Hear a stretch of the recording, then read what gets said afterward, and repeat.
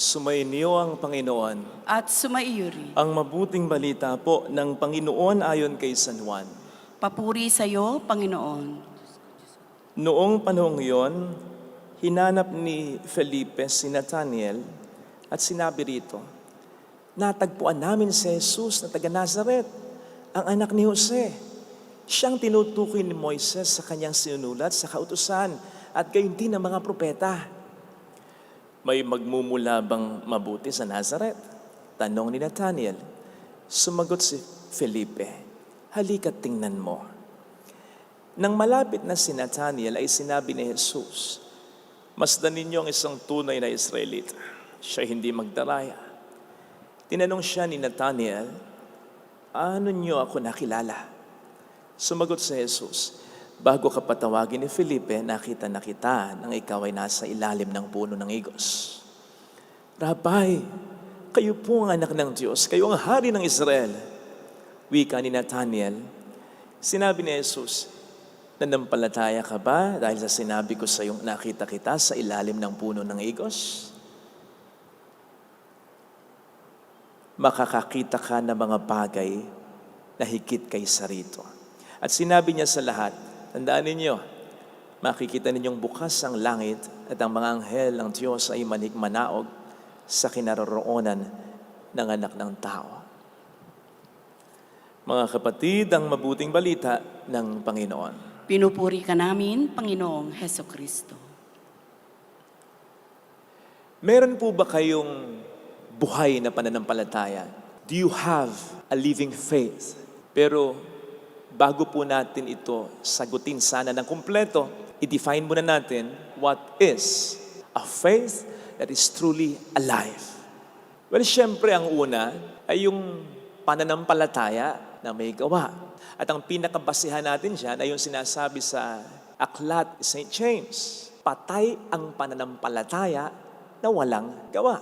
Kaya kahit na mayroon kang pananampalataya, pero hindi ka naman namumuhay sa kabutihan, hindi ka naninindigan sa katotohanan, hindi ka nagkakawang gawa, hindi ka nagbibigay, hindi ka nagpapatawad, hindi ka nagpapakumbaba, patay ang iyong pananampalataya. Sa mata ng Diyos na nakakakilala sa iyo, na nakakasuri ng puso mo, lalo na ng kaluluwa mo, walking dead ka na, maaaring buhay ka pa physically, pero spiritually ay maaaring ikaw ay patay na. So yun po ang una. Pero meron pang isang kahulugan ng living faith na po pwedeng na-overlook natin, na wag naman sana, sapagkat po pwede nitong isakripisyo. Ano itong? Isa pang definition na hindi natin dapat ma-overlook. Buhay ang pananampalataya natin kapag ito'y nag-grow o nagbabago. Of course, for the better. Di nga ba't ang isang pangunahing sign o tanda ng buhay ay growth at pagbabago? Kaya nga sa palsong katwiran ng ibang tao dyan na, ganito na ako, tanggapin nyo na lang ako, hindi na ako magbabago. Mauna ka na sa sementeryo sapagkat naroroon, ang patay ay hindi na nag-grow at nagbabago. Ang buhay ay dapat nag-grow at nagbabago. At ganon dapat ang mangyari sa pananampalataya natin bilang mga Kristiyano. So tanong, nag-grow pa ba ang pananampalataya mo? Umuunlad, nagbabago pa ba ito? Narinig po natin sa ating binasang Ebanghelyo ang halimbawa ng isang buhay na pananampalataya sa katauhan ni Nathanael, who by the way ay si San Bartolome din. It's just that, ang ibig sabihin ng Bartolome ay anak ni Tolome. Anyway, ipinapakita niya sa atin dito ang example ng isang buhay na pananampalataya. Makikita po ito sa unang pahayag tungkol sa kanya. Ang sabi ni Jesus, nakita niya si Nathanael o Bartolome sa ilalim ng puno ng igos, na paboritong tambayan dati ng mga nag-aaral ng banal na kasulatan. So talagang he is searching for God, nagsasaliksik siya.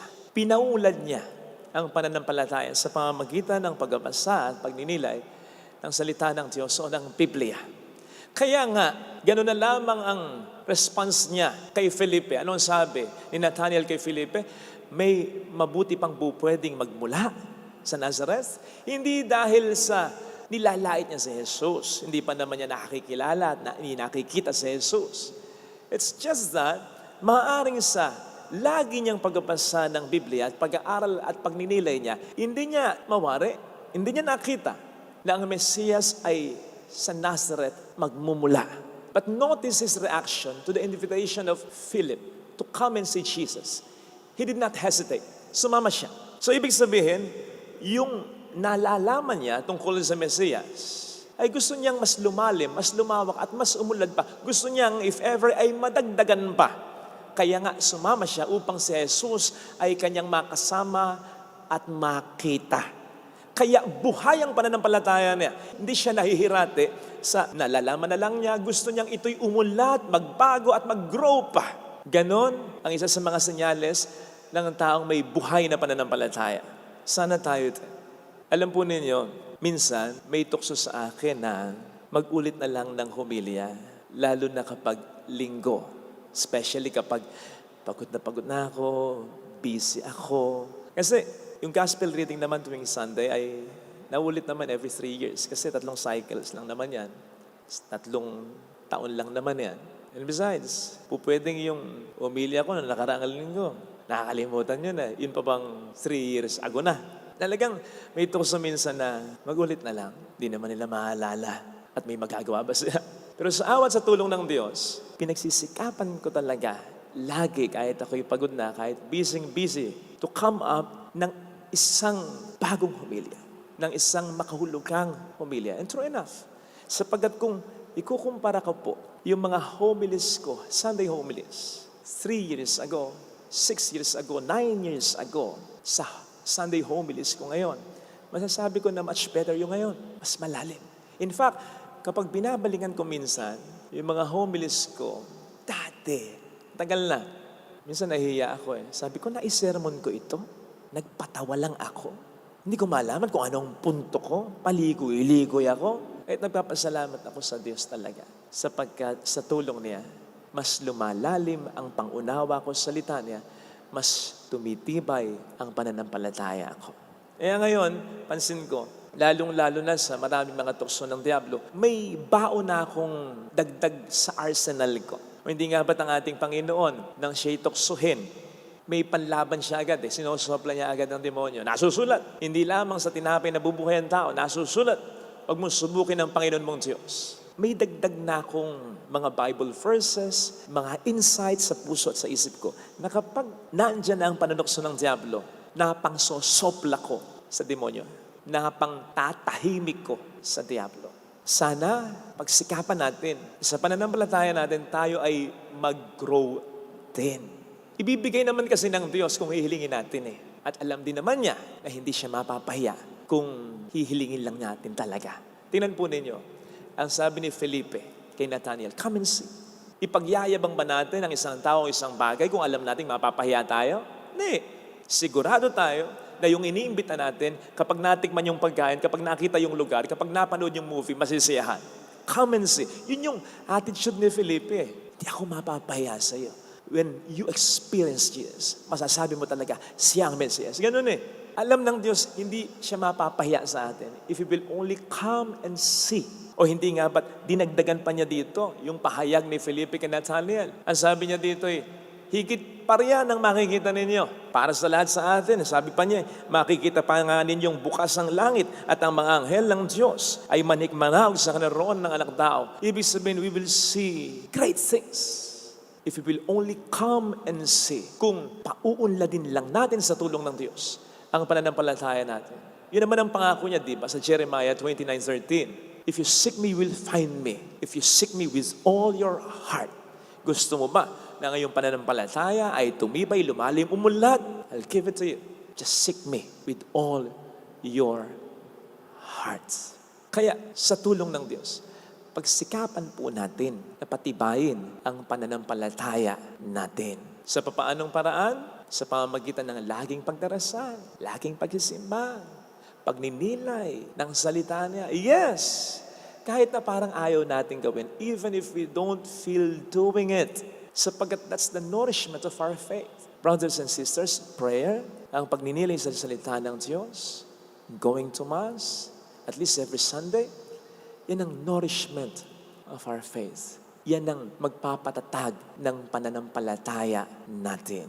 Kaya mali yung sinasabi ng iba na humihinay ka, ano ang pananampalataya ko, kaya hindi na ako nagdarasal, hindi na ako nagsisimba, hindi na ako nagninilay ng salita niya. Mali, ang sabihin mo, hindi ka na nagdarasal, hindi ka na nagsisimba, hindi ka na nagninilay ng salita, hindi ka na nakikinig sa Kanya, hindi ka na sumusunod sa Kanya. Kaya, ang pananampalataya mo ay nanghihina na. It's the other way around. Kasi ang pananampalataya, lagi namang nandyan eh. Dahil ang pananampalataya, biyaya yan. At tulad ng kaluluwa natin, na nandyan pa rin naman. Buhay pa rin naman. Activated pa rin naman. Kahit wala tayong ginagawang mabuti. Pero, yun na ang simula ng kanyang pagkamatay kapag hindi natin inaalagaan mabuti. So, ganun din ang pananampalataya natin. Tingnan po ninyo yung kaso ng babaeng Cananea sa Ebanghelyo na nakarang linggo. Sipin po ninyo yung pananampalataya niya kay Kristo. Saan nanggaling yun? Hindi naman siya Hudyo. Siya ay isang pagano. Saan nanggaling yun? Yung pananampalataya ngayon, kung bakit siya lumapit sa Panginoon, grasya. Binigay sa kanya. Pero yung grasyang ito na pananampalataya, ipinakipaglaban niya, inalagaan niya. Kasi sa kabila ng mga pagsubok na naranasan niya, she continued pressing on. O hindi ba't nung una, she met the silence of Jesus. Pangalawa, the exclusion sa mga nawawalang tupa lamang ako ng Israel sinugo. And then, yung third, seeming humiliation. Hindi kinakailangan ibigay ang pagkain ng mga anak sa mga tuta. But she pressed on. She continued pushing on, praying until something happened. So, ganun sana. Magdasal, magsimba, patuloy na magnilay at sumunod sa mga salita niya. Again, kahit parang ayaw mo, kahit nanghihina ka. At tulad ng ginawa ng babaeng Cananea. At may mangyayaring maganda. Di ba't yan ang sinasabi sa ating awitin? Mayroong magandang mangyayari sa iyo kung lalapit ka kay Jesus. Huwag po tayong lalayo sa Kanya. Hindi lang yung gagawa tayo ng mabuti. Sapagkat sa paggawa ng mabuti nang hindi tayo nagdarasal, hindi tayo nagsisimba, hindi tayo kumukuha ng strength and nourishment sa salita niya. Pwede tayong magsawa, manghinawa. Ito sana ang hiling nating biyaya lagi. Amen. Lagyan natin ang ating kanang kamay sa tapat ng ating puso.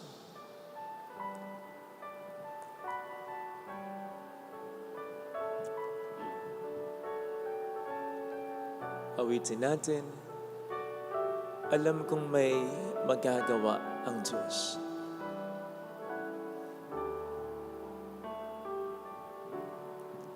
Alam kong may makapangyarihan siya. Alam kong may magagawa ang Diyos. Walang imposible sa Kanya. Kung ako'y magtatapat, sa Kaniya'y maglilingkod,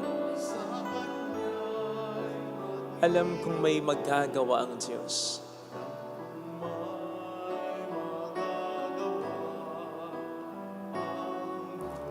Alam kong di rin ng Diyos ang samok sapagkat mahal niya ako. Alam niya ang pinagdaraanan. Alam kong di rin ng Diyos ang samok sapagkat anak niya ako. Kung ako'y magtatapat, sa Kaniya'y maglilingkod, alam kong di rin ng Diyos ang samok ko. Pikit natin ang ating mga mata.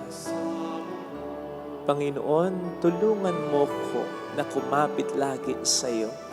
Sapagkat kung minsan dahil sa mga problema, nakabibitaw ako, nag-aalala kasi ko, natatakot ako at nanghihina. Pero sana kahit ganon, Panginoon, pagtiyagaan mo pa rin ako, yakapin mo ako, habulin mo ako ng presensya mo. Sapagkat alam mo rin naman na wala akong magagawa kung wala ka. Mas lalo lamang ako magkakaproblema, mas lalo lamang mamamatay ang pananampalataya ko, mas lalo lamang ako mawawala ng pag-asa.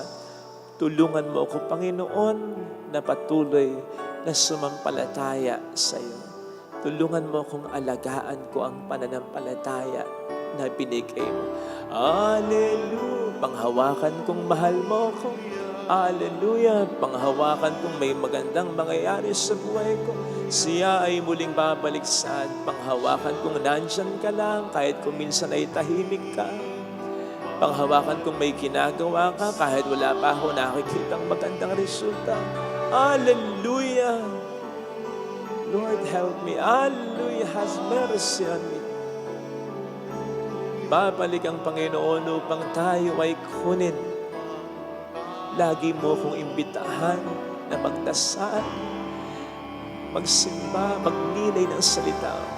Mayroong magandang mangyayari sa iyo. Sapagkat hindi ka akay ng Panginoon at sasamahan upang Kanyang iwan lang balang araw. Hindi ganun ang Diyos. Mayroong magandang mangyayari sa iyo. Ang sabi ng Panginoon, samahan natin siya.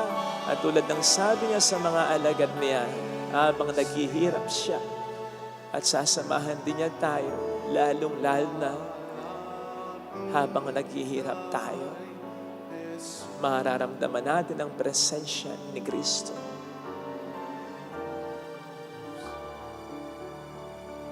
Papuri sa Ama at sa Anak sa Espiritu Santo. Kapara ng sa unang-una, ngayon, magpakailanman, magpasawalang hanggan. Amen.